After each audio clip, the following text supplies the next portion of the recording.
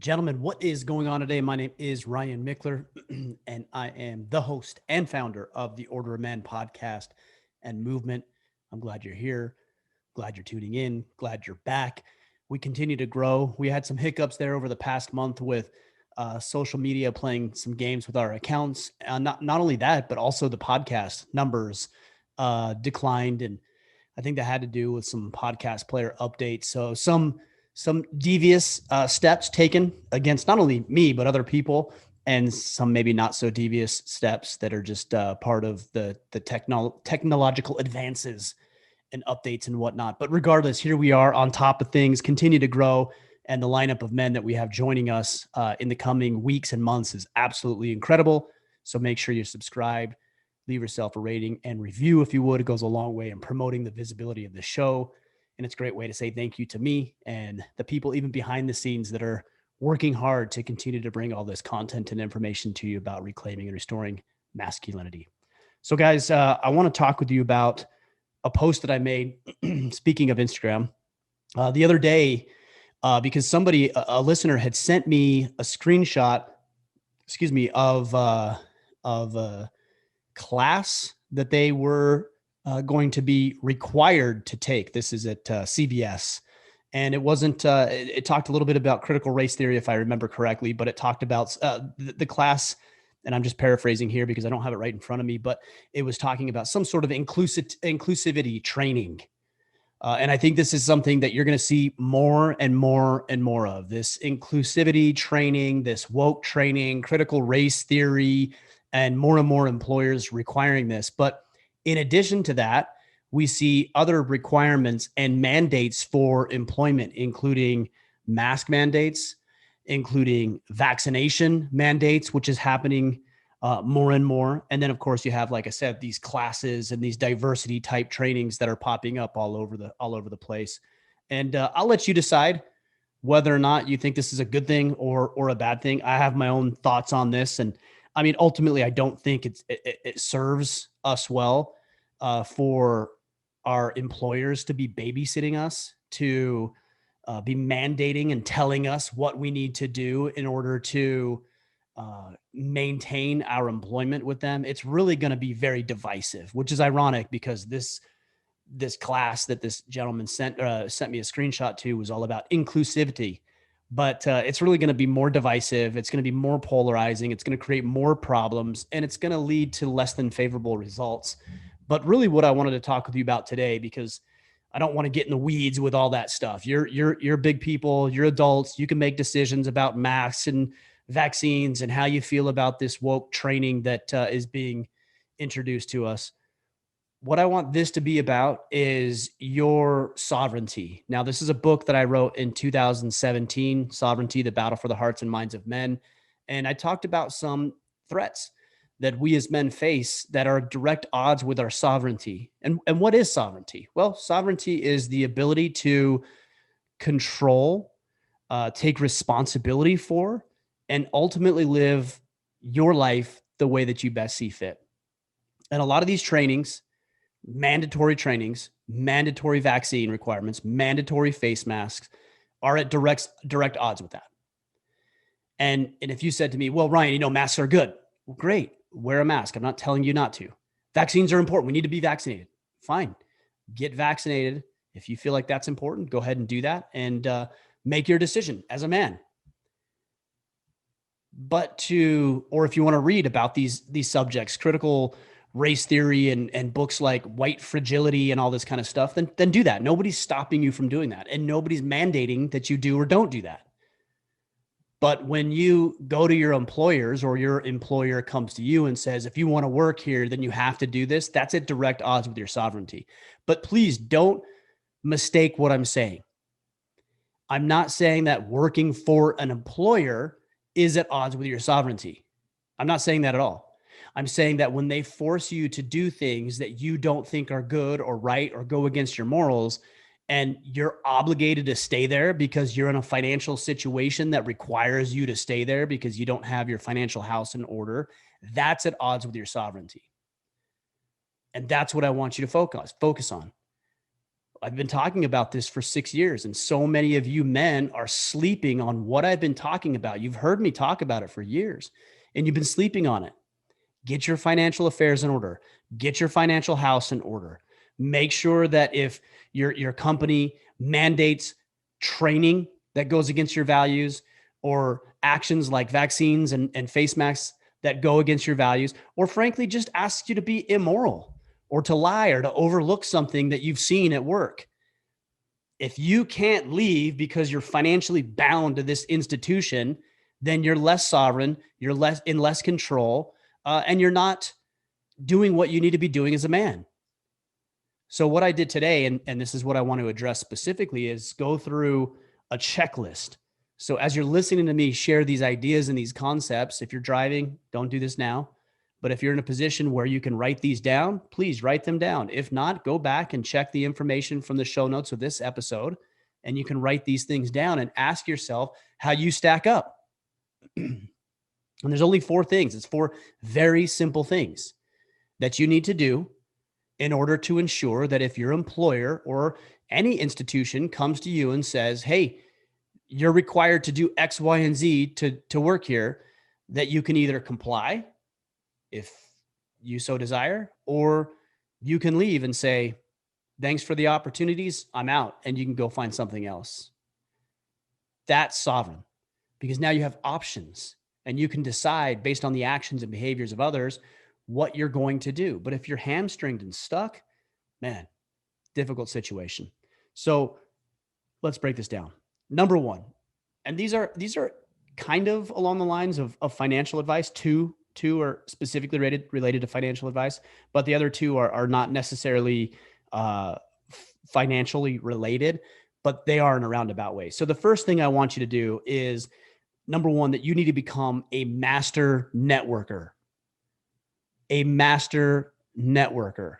Guys, if, at the risk of sounding arrogant here, and no means by no means do I want this to happen, but if for whatever reason Order of Man shut down completely, there was new legislation or technology that rendered podcasting obsolete, or I was, disabled or incapacitated or whatever, something happened where Order of Man could no longer exist, within 30 minutes, I'd have a new gig lined up. Within 30 minutes, tops. I know that. I have no qualms and no doubts about saying that, because I'm very well networked with a powerful group of men and women who I could go to and work with if that was the case. And how many of you can say that? Can you say emphatically yes, that if you were laid off or you were asked to do something that went against your morals, that you could quit and have something new, a new gig lined up to produce income for your family within 30 minutes? If the answer is no, I couldn't do that, then you've got some work to do. If the answer is yes, congratulations, that's great, but don't rest on your laurels and think that just because that's the case, you can stop networking. You can't. Guys, I know networking has a negative connotation, and when you think about it, you're probably thinking about going to some sort of weird, awkward networking group where people are handing out their cards and nobody really wants their services. They just want their business and the referrals. And it's just this very uncomfortable environment where everything is just fabricated and manufactured and there's no realness to it or authenticity to it. It's just weird. I've been to them. And that's not what I'm talking about, guys. All right. What I'm talking about is getting to know your vendors very, very well. What I'm talking about is getting to know your colleagues and your coworkers, getting to know other companies that maybe you guys do business with, looking at outside businesses that you admire or respect, trying to find ways to connect with other business owners or people who are in your field, finding people who you can refer business to and they can refer business back to you. Like, doing this on a daily basis. Because when you do this and you focus on this concept of masterful networking and you build out your network, it's large and it's robust and it's deep, and you really are very well connected with these people. They're going to help you. You're going to be able to turn to them. You might be able to help them. and hopefully they can turn to you. So as you think about how do I not become a slave to my employer if I'm asked to do something that jeopardizes my morals or my values, this is the greatest way to do it. And are you networking every single day? Get out your Rolodex, also known as your phone these days, right? But get out your phone, get out your email contact list, and find somebody every day. Oh, I haven't reached out to John. I haven't reached out to Steve. I haven't reached out to Cindy. Here's this person. They just got back from vacation. What can I do? And by the way, we have this incredible tool called social media, which y'all should be using effectively to connect with other people who would be good to be connected with. And then you go out into the real world and you build these life face-to-face interactions and relationships with people. You know, I went to Total Archery Challenge several weeks ago, and I met a lot of people there who I had never met face-to-face. I'd met them all online, and we picked up right where we left off. Like we were old friends because I used the tool of social media effectively. And I've had a lot of conversations with guys who are like, oh, I hate social media. I'm not going to use social media. It's such a waste. It's a waste of time. It's stupid. The social media overlords, blah, blah, blah, blah. And while some of that may be true, it's a tool. And it's as effective as you wielding the tool.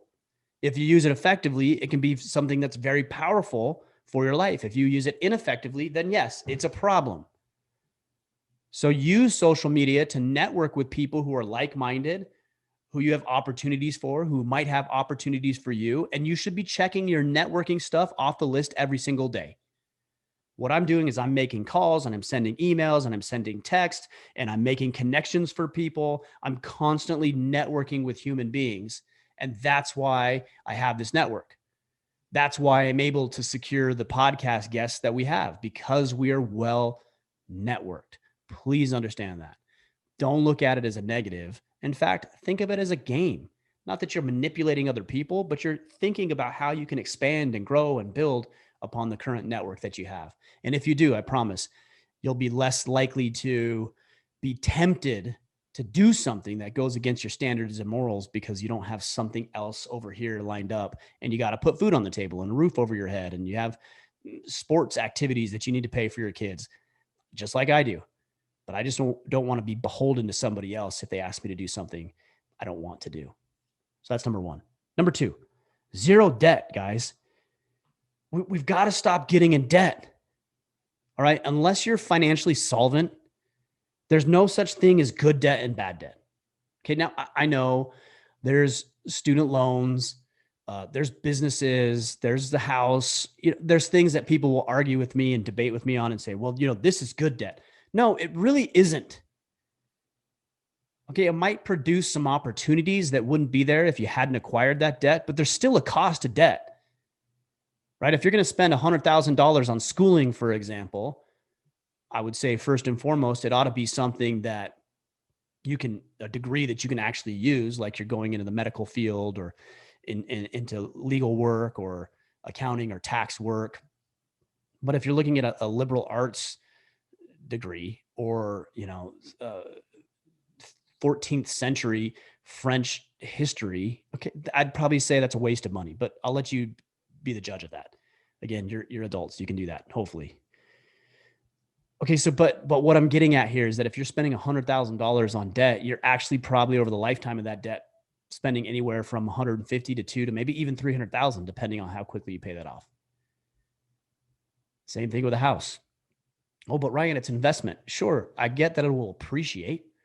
Your house will likely appreciate if you purchase a house right now. But that $300,000 you pay for that house or more because of where the housing market is now, well, you could have potentially put it into another investment that would have yielded even greater return. So there's a cost associated with it. You need to be smart with debt and stop telling yourself stories like, well, this is good debt, this is bad debt. No, it's all debt. And unless you've calculated the total cost of the purchases you're making on somebody else's money, you don't really have a very good idea of what's going on. And by the way, if you have to do something that you don't want to do, like participate in some of these inclusive type trainings or the mask mandates or the vaccine mandates or the whatever, they're asking you to jeopardize your morals, then you're going to be more likely to do that if you're stacked to the ceiling with debt, because you have all this debt to service. You've got a $2,000 mortgage. You've got a $500 a month personal loan. You've got a $500 truck payment. You've got student loans that you're paying, and that's $1,000. And you've got another personal loan. And then you've got credit cards that are $500 or $600 or $700.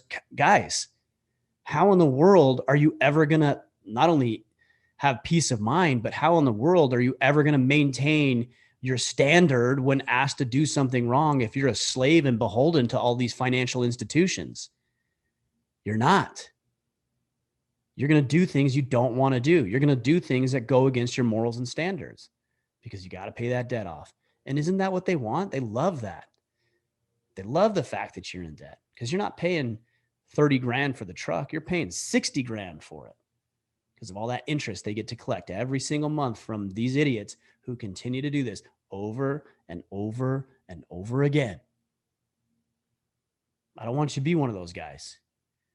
Imagine being debt-free. Just imagine that for a minute.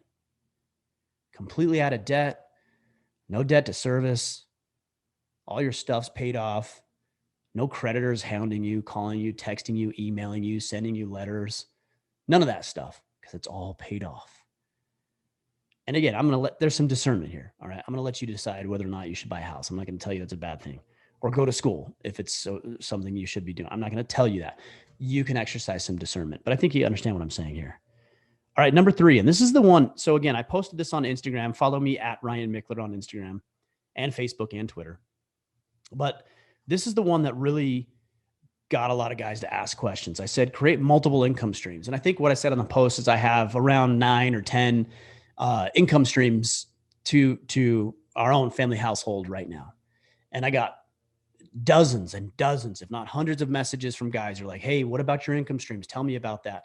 So I figured I'd share a little bit here. Guys, multiple income streams isn't some mystical, elusive, incredible financial strategy that's only available to the ultra rich or the ultra knowledgeable or the ultra connected. This is for anybody. All right. If you're employed at an organization, let's say you're working with CVS right now and you're putting in 40 hours a week, what's to keep you from putting 10 to 15 to 20 hours into a side business over here? Maybe you're building websites. Maybe you're doing some sort of consulting. Perhaps you're taking pictures for people, or you're doing some woodworking and building furniture, or you're painting and you're selling your artwork online, or you have a newsletter based on some opinions that you have that people enjoy, or you're writing a book. There's all, or drawing a comic book. I mean, there's all sorts of things that you could be doing on the side that might only take 5 to 10 to 15 hours a week. Maybe you're training people, doing physical fitness stuff or training with jujitsu. Okay, that's one way. That's a second income source for you. That's an option. Another is rental properties. I mean, how many of you guys have another home? We've got a couple different rental properties, and really the reason we have them is because it was one home, and then we moved and bought a new house and kept that one and rented it out, and then we moved and bought a new home and then rented that one out, and we became landlords. Not because I had some grand elaborate strategy, but just because this is the way it panned out. It's something that's not available to ultra rich. It's available to everybody. Okay, so you have your job, that's one. Maybe you have some rental properties, that's 2. Maybe you're doing some side work to create a little additional income. Maybe that's $500, $1,000 a month, but that's 3. Now you have potentially some investments that are paying you a dividend each and every month. Might not be a lot. Maybe it's $40, maybe it's $400, maybe it's $4,000, but you build upon these things. And so now you have some investments on the side, paying you some dividends, paying you some money. Okay. So that's 4. Now, the other thing is with what I have is I have multiple businesses. I have one that's coming in because we sold a business. So that revenue, because we amortized it over a certain period of time, that revenue is coming in. So there's a 5th or a 6th income stream. Okay, then you have other businesses. Maybe you're a silent partner. Maybe you invested 10 or 20 or 30 grand into a business and they're just paying you dividends based on what they're returning each and every month. So it doesn't require a whole lot of involvement from you because you are working 50 hours at your job. You've got another 15 hours with your side work. And so now you have this other income coming in. Then with what I've done is I've diversified within the structure within the organization. And so some people might say, well, that's only one source of income. Yes, it's one source, but it's different mediums in which they're coming in. So we have podcast sponsors is one. We've got our brotherhood, the Iron Council is one. We do live events. That's another one. Then we brought our merchandise store online, and that's another one. And so if one of those sinks or goes under or doesn't work or doesn't perform as well on any given month, the rest are picking up the slack. Our merchandise store, for example, has done very, very well over the past, this year. So what's that, 8 months now? And so it makes up for anything else that might actually be lagging behind. Unfortunately, nothing really is, but if it were, we'd have that stuff to back it up. But I also have affiliates.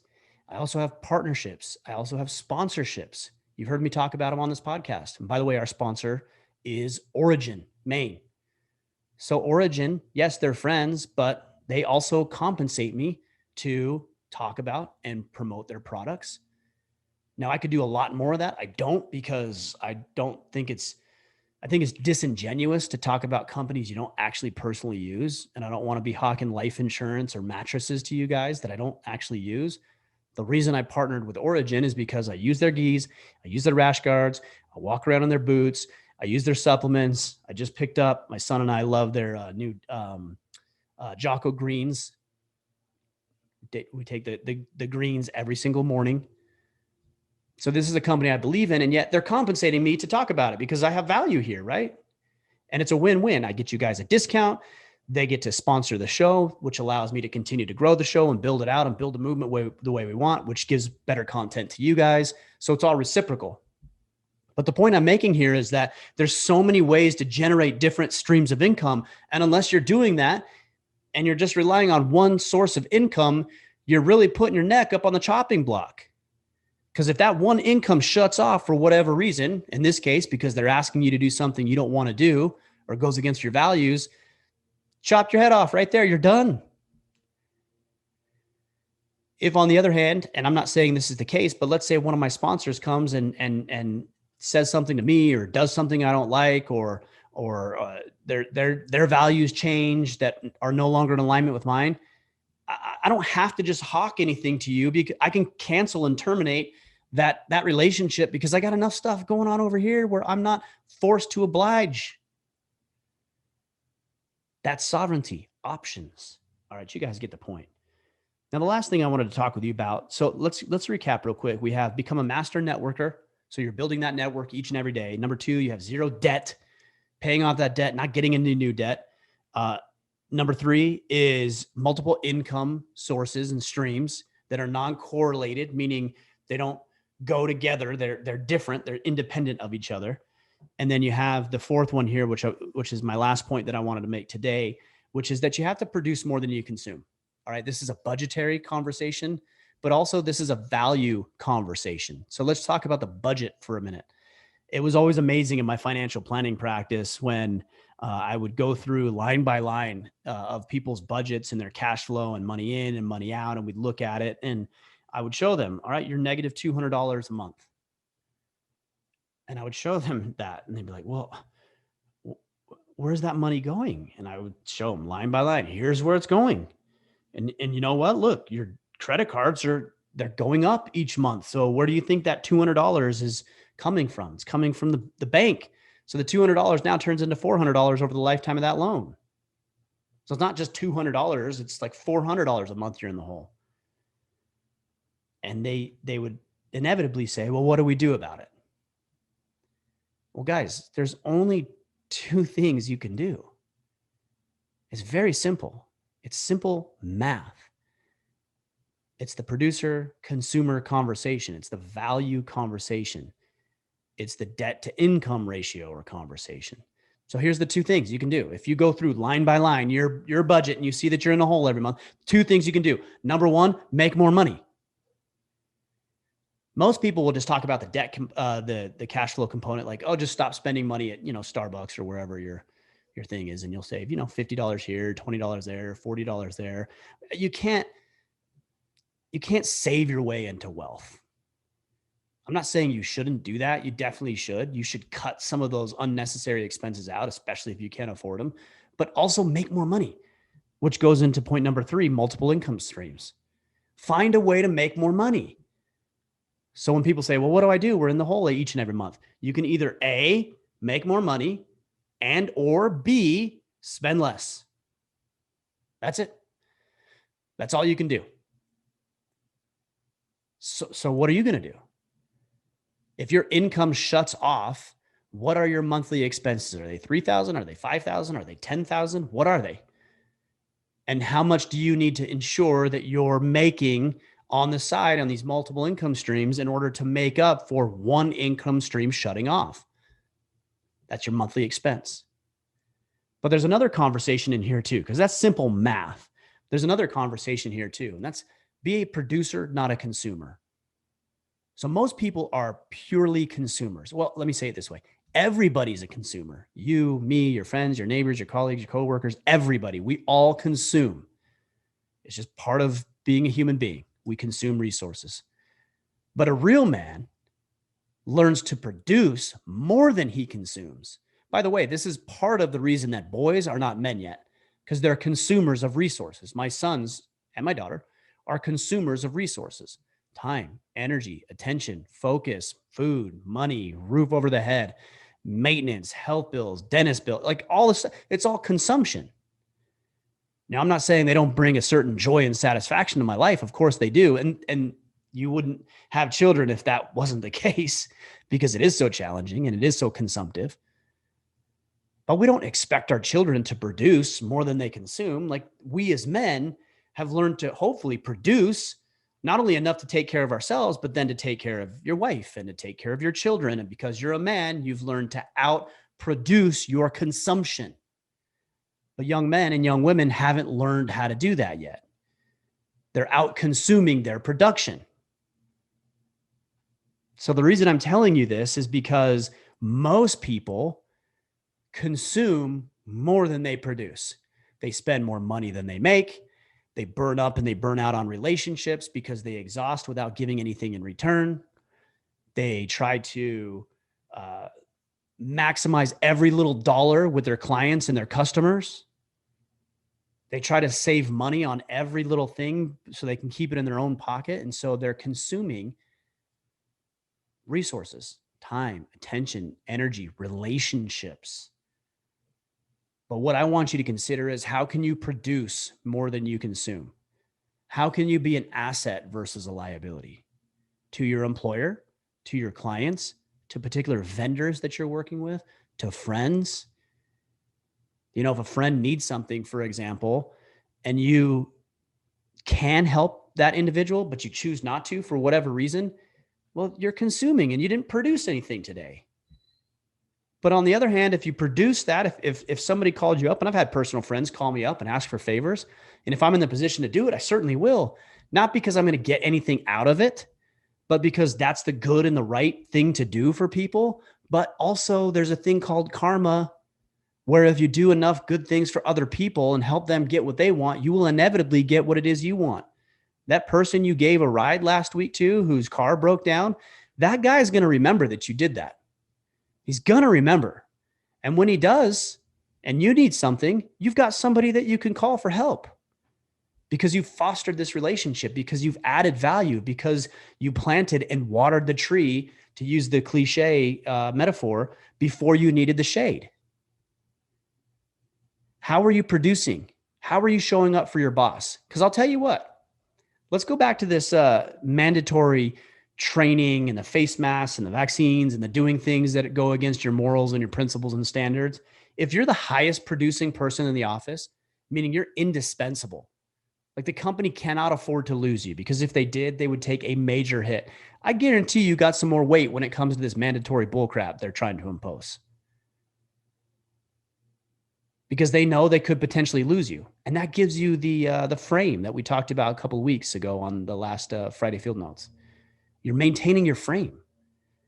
Oh, and also you've been networking with everybody else, and you've got potentially 5, 10, a dozen different job opportunities lined up. Don't you think you got some more weight? with your employer? Guys, produce, produce, produce, produce. Stop taking, stop consuming so much. Stop wasting resources. Stop taking advantage of people. Stop trying to extract every little thing out of people and instead serve them. Produce, help where you can, offer assistance. And not always is it going to come back, but over time and on the average, it will. It absolutely will. It's an eternal principle. Produce more than you can consume. So that's it, guys. You've got to inoculate yourself against this bull crap. And by the way, there's something else you need to inoculate yourself against. Just losing your job. Right? People lose their jobs all the time. They get fired, they get laid off, they have a medical issue or condition. There's all sorts of reasons you might just lose your job outside of some of these mandate type things. Are you ready for that? Are you prepared? If you're not, don't say I didn't tell you so. Because that's what I'm telling you right now. And I've been telling you it for 5 years. And some of you, like I said earlier, have been sleeping on it. And now you're sending me a message. And you're like, hey, my boss is asking me to do this and I don't want to do this. Well, you have two choices. You can leave or you can do it. And if you're not in the position financially to leave, then you're going to have to do it. And I don't want that to be the case because that relinquishes your sovereignty. You're relinquishing control. You're losing your frame as a man, to go back to that Friday field notes I did 2 weeks ago. Maintain the frame. Inoculate yourself against this stuff. Implement these 4 strategies: master networking, zero debt, multiple income streams, and learning to be a producer. Produce more than you consume. All right, guys. Shoot me a message on Instagram, Facebook, Twitter, wherever, email, whatever. Shoot me a message and let me know what you're doing, what's working, what isn't, some of this bull crap you're seeing, because the more we see this, the more we need to talk about it so people know what they're up against, and then they can actually come up with and formulate a plan that's going to help them, put them and their families and their people in a better position. So keep sharing, keep spreading the good word. Take a screenshot just right now as you're listening to this, screenshot it, post it up on Instagram or Facebook or Twitter and say, hey, I listened to the Order of Man podcast about inoculating yourself against employee mandates, and let people know what you're listening to and where you're finding your information, because more and more men need to hear this. And frankly, more people in society, men and women, need to hear what we're sharing here. All right, guys, we'll be back next week. Until then, go out there, inoculate yourself against all this mandatory bull crap, and become the man you are meant to be.